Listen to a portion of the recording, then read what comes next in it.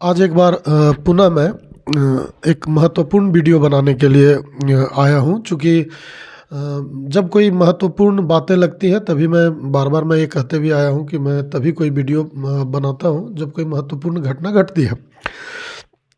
अभी आप सभी जान रहे होंगे कि भारतीय न्याय संहिता में कुछ बदलाव हुए हैं और इस बदलाव को लेकर हर चौक चौराहे पर चर्चा है। तो आज मैं कहीं से चाय पी रहा था तो वहाँ पे लोग ये कह रहे थे कि कानून में क्या बदलाव आया, ये तो कुछ समझ ही में नहीं आया। बहुत सारे लोगों का अपना अपना मत था। ऐसा नहीं है कि समझ में नहीं आया, वो जानना नहीं चाहते या स्टडी नहीं करना चाहते। तो मेरे मन में ये विचार आया कि बहुत सारे ऐसे लोग होंगे जो कानून बदला है वो टीवी समाचार पे सुने लेकिन उसका अध्ययन नहीं किया। तो कुछ महत्वपूर्ण जो बदलाव हैं जो बड़े तौर पर सारे लोगों के दिनचर्या में वो शामिल है, उन बदलावों को मैं बता दूं। जैसे टेररिज्म को लेके मैंने नोट डाउन कर लिया है ताकि कोई महत्वपूर्ण बात छूटे ना।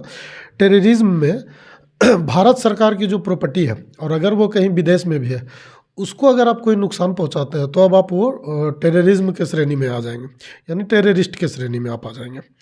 उसी तरह से फिर है, अगर अभी आप देखे होंगे मुंबई ब्लास्ट जो हुआ था, ये बड़ा उदाहरण है। उसमें दाऊद इब्राहिम का नाम आता है और दाऊद इब्राहिम पर आज तक कानूनी प्रक्रिया कुछ भी नहीं हो सका। पाकिस्तान में वो है ऐसा कहा जाता है और पाकिस्तान से उसको यहाँ लाया भी नहीं जा सका। इसका रीज़न क्या है? रीज़न ये है कि हमारे यहाँ जो कानून है, जब तक कोई दोषी ठहरा न दिया जाए तब तक विदेश में ऐसा कोई हमारा सहयोगी नहीं है। चूँकि हमारे यहाँ कानून दो प्रकार के, अगर एक ट्रायल चल रहा है तो उसमें विदेश हमको बहुत ज़्यादा मदद नहीं कर सकता है, लेकिन अगर हमारे यहाँ का वो दोषी है तो फिर वो कानून विदेश में बदल जाता है, यानी वो हमारा मदद करने में ज़्यादा सक्षम हो जाते हैं। तो अब एक कानून आया कि अगर आप हमारे यहाँ कोई गैर कानूनी काम करके यहाँ से भाग गए हैं या टेररिस्ट एक्टिविटी में शामिल होकर दूसरे देश में चले गए हैं, तो अब हमारे यहाँ क्या होगा कि उसको भारत सरकार एक समन जारी करेगी। समन उसको किस एड्रेस पर भेजेगी, मिलेगा नहीं मिलेगा, समाचार के माध्यम से उसको पता चले, जो प्रक्रिया है 2-3 नोटिस का वो होगा। अगर वो हाजिर नहीं होता है कि आप कोर्ट बोलता है कि आप अपनी बात को रखने के लिए कोर्ट में हाजिर होइए, अगर वो भारत नहीं आता है तो कोर्ट अब ट्रायल शुरू कर सकता है, जो पहले कानून में नहीं था। अब उसका ट्रायल चलेगा और कुछ दिनों के बाद अगर वो दोषी पा लिया जाता है, जजमेंट आ जाता है कि नहीं, जो इस पर आरोप लगा है वो सत्य है, तो सोचिए कि वो विदेश में रह भी रहा है लेकिन यहाँ इसका उसका ट्रायल भी हो गया और उस पर एक तरह से कहिए कि जजमेंट भी आ गया, यानी दोषी करार हो गया। तो उस कंडीशन में विदेश जो है हमारा ज़्यादा मदद कर पाएगा उसको भारत लाने में। तो एक बड़ा बदलाव ये हुआ है। दूसरा है भारतीय मुद्रा के साथ, यानी कि पहले आप देखते होंगे नकली नोट छप जाता था। अब अगर कोई नकली नोट, चूँकि आर्थिक रूप से भारत को नुकसान पहुंचाना हुआ, तो अब अगर कोई भारतीय मुद्रा का नकल करता है, यानी कि कोई डुप्लीकेट नोट बनाता है, तो वो भी टेररिस्ट एक्टिविटीज़ में शामिल हो जाएंगे। अगवा अगर कोई किसी बच्चा को करता है, या बस वगैरह प्लेन वगैरह सार्वजनिक तौर पर तो देखा ही जाता था, लेकिन अगर कोई बच्चा को भी करता है और उसका कारण सरकार पर दबाव बनाना है, चाहे वो स्थानीय सरकार हो या फिर सेंट्रल सरकार हो, गवर्नमेंट हो, अगर उसका दबाव गवर्नमेंट पर बनता है तो वो भी टेररिस्ट की श्रेणी में आएगा। और सबसे बड़ा चीज़ है कि आप देखे होंगे कि अभी तक सत्ता में जो सरकार रहता है तो उसके खिलाफ जब लोग बोलते थे तो देश विरोध के बारे में बोल देते थे। कि जैसे मान लीजिए अभी सत्ता जिस भी दल का है तो उस दल का नाम लेते लेते वो देश पर भी आ जाते थे, देश की सुरक्षा पर बोल जाते थे। तो अब कानून में एक बड़ा बदलाव हुआ। सरकार ने कहा कि आप हमारी पार्टी के विरुद्ध बोलिए, हमारी नेता के विरुद्ध बोलिए, लेकिन भारतवर्ष के विरोध में अगर आप बोलेंगे, भारत देश का अगर आप सुरक्षा पर कोई बात करेंगे जो आपत्तिजनक बात हो, तो वो भी टेररिस्ट एक्टिविटीज़ में आ जाएगा। यानी तिरंगा से आप छेड़छाड़, तिरंगा के बारे में कुछ नहीं बोल सकते आप। राष्ट्रगान के बारे में, जो अच्छी पहल है, आप राष्ट्रगान के बारे में, यानी बोलने की, अभिव्यक्ति की आज़ादी के चक्कर में लोग देश पर भी कुछ भी कह जाते थे और लोग सुन लिया करता था। तो ये बड़ा चीज़ बदलाव हुआ है।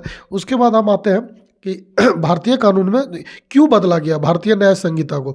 तो एक कारण था, लोगों का ये कहना है, या कहिए कि अमित शाह जी का, गृह मंत्री जो हमारे यहाँ, चूँकि उन्होंने बिल को पेश किया, उनका कहना है कि जब अंग्रेज़ों ने कानून बनाया था तो अंग्रेज उस समय शासन करते थे नागरिकों पर, तो वो उस आधार को बना के कानून को बनाए थे, यानी वो जनता के लिए कम था और शासकों के लिए ज़्यादा था। तो उस आधार पे कानून था। इसीलिए आप देखेंगे कि प्रमुख जो हत्या का जैसे हो गया, रेप का हो गया, या बाल जो श्रम है, वो सब का कार्यक्रम जो है वो सब कानून के अंतिम पेजों पर मिलता है। जो कहिए कि एक तरह से मुख्य बिंदु हैं अपराध के।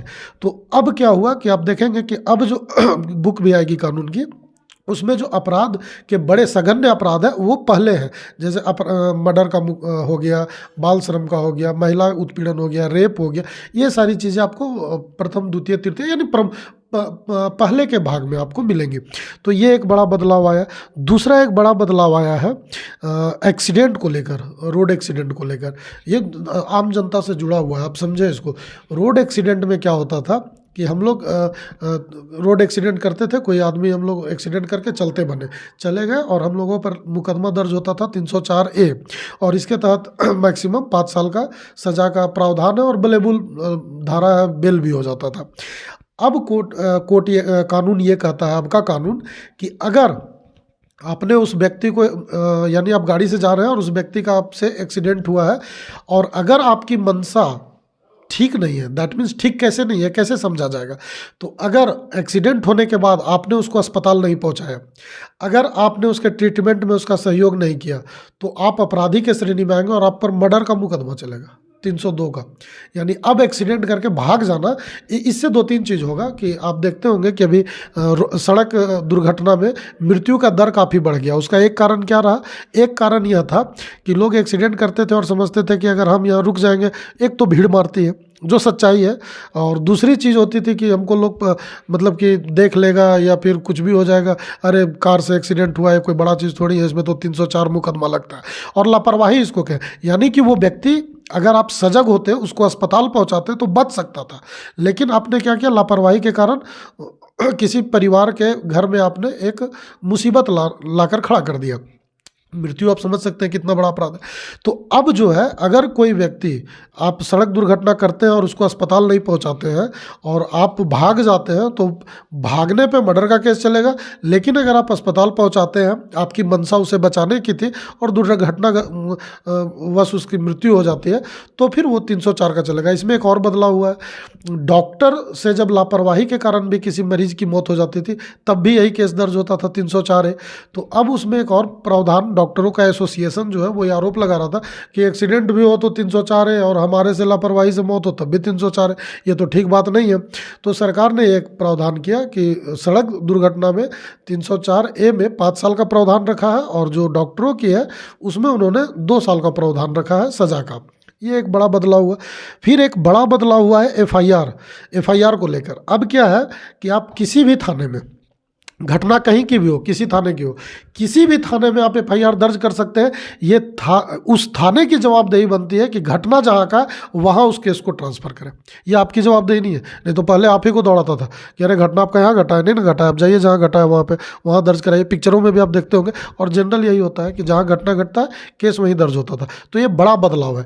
अब आपके साथ घटना कहीं भी घटे, लेकिन जहाँ आपको लगता है कि आपका केस रजिस्टर्ड हो सकता है, आप उस थाने में जाके अपना केस रजिस्टर्ड करवा सकेंगे। इससे मनमानी भी हटेगा। कुछ थाने में क्या होता है कि लोग एफआईआर, उस व्यक्ति का हम नहीं लेंगे, उस पे हमारा परिचय है, ये सब चीज़ें हटेगा। एफआईआर तो कहीं हो जाएगा भैया, आपके यहाँ आएगा, आप जांच कीजिए। दूसरा चीज़ है, घर की तलाशी के वक्त रिकॉर्डिंग का प्रावधान किया गया। होता क्या था कि पुलिस पर हमेशा आरोप लगता था, और पुलिस जनरली आप देखेंगे भी कि कैमरा का हर थाने में, हर जगह कैमरा मिलेगा, लेकिन थाना से गैप मिलेगा। क्योंकि थाना वाला क्या करता है, थाना में 2-3 दलाल भी होता है, एक ही व्यक्ति आपको डेली मिलेगा, तो वो कैमरे की नज़र में रहेगा ना भाई, आप थानेदार है नहीं, आप जनप्रतिनिधि है नहीं, तो आप थाना में डेली क्या करते हैं? ठीक है, आपका थाना में क्या है, तो आप दलाली करते हैं। तो अब जो आरोप लगता था कि पुलिस जो है क्या करती है, किसी व्यक्ति को फंसाने के लिए कोई चीज़ प्लांट करके भी उसके घर से निकालती है। तो अब है कि घर घुसने के साथ से रिकॉर्डिंग चालू होगा, यानी कि आप कुछ प्लांट नहीं कर पाएंगे। रिकॉर्डिंग में पूरा, जो व्यक्ति बोलेगा कि हमको ये चीज़ मिला है, तो उसका रिकॉर्डिंग होना चाहिए। आप किधर किधर जा रहे हैं, क्या कर रहे हैं, आपने कुछ अपने पॉकेट से तो निकाल के वहाँ नहीं रख दिया। ये एक बड़ा बदलाव हुआ है।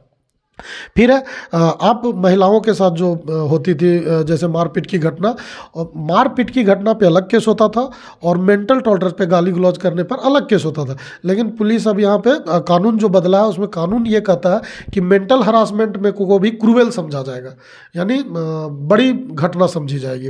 उसको समझा जाएगा कि सेम घटना है, आप किसी को शारीरिक पीड़ा दे रहे हैं, मारपीट कर रहे हैं, या मेंटल टॉर्चर कर रहे हैं। तो यहाँ पे और एक महिला को और अलग से प्रावधान दिया है कि कोई महिला हो सकता है कि डर से नहीं जा पाती है थाने, परिवार के डर से, तो वो अब घर से FIR कर देगी मोबाइल के जरिए, FIR के जरिए, और पुलिस की ये जवाबदेही है कि 2 दिन के भीतर उस महिला से संपर्क करेगा और अब अपनी देखरेख में सारा चीज़ उससे पूछेगा। तब तो वो नहीं डरेगी, पति के सामने भी कुछ भी बात कर पाएगी, परिवार के सामने भी कर पाएगी। तो ये पुलिस की जवाबदेही बनेगी। ये बड़े जो बदलाव हुए हैं।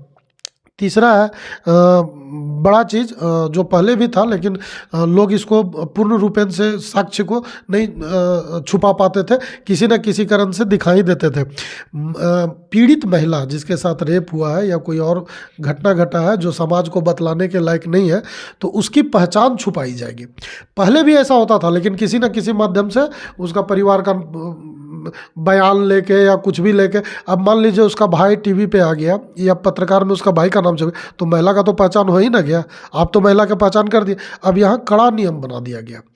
अब जब तक उस तरह की महिलाओं पर केस चलेगा, बिना कोर्ट के ऑर्डर का कोई बयानबाजी भी परिवार के लोग नहीं कर पाएंगे, और कोई भी लोग, जब तक उन पहचान पूरी तरह से छुपाई जाएगी। तो आप समझ सकते हैं ये पत्रकारों के लिए और मीडिया के लिए एक बहुत बड़ी खबर है कि आप इस तरह के अपराध में आपको भी खबर चलाते वक्त ये ध्यान रखना है कि अब किसी भी हालत में, चूंकि इस पर कड़ा कानून बन चुका है, उसकी पहचान जाहिर नहीं होनी चाहिए। परिवार का भी नाम नहीं आएगा, जाहिर सी बात है। किसी का भी उसका भाई वगैरह का हम लोग नहीं चला पाएंगे, चूंकि पहचान छुपाना अगर उस तरह की बड़ी घटना घटती है तो। और एक और बड़ा चीज़ बदलाव आया है मेरे नज़र में, जो वो है अभी आप देखते होंगे कि थाना में कोई गाड़ी पकड़ा गया और वो 20 साल से सड़ रहा है।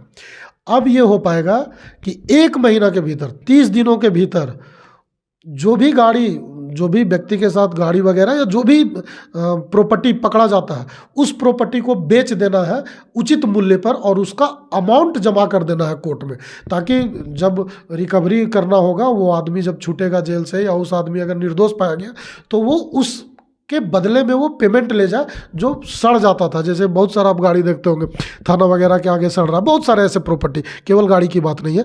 तो उन प्रॉपर्टियों को अब थाने की जवाबदेही होगी कि आपको 30 दिन के भीतर उसको नीलाम कर देना, बेच देना, और उस पैसा को कोर्ट में जमा करना। तो ये मुख्य 2-4 कारण मुझे लग रहे थे जो जनता को पता होना चाहिए था, इसलिए मैंने आज ये वीडियो बनाया है। बहुत बहुत धन्यवाद।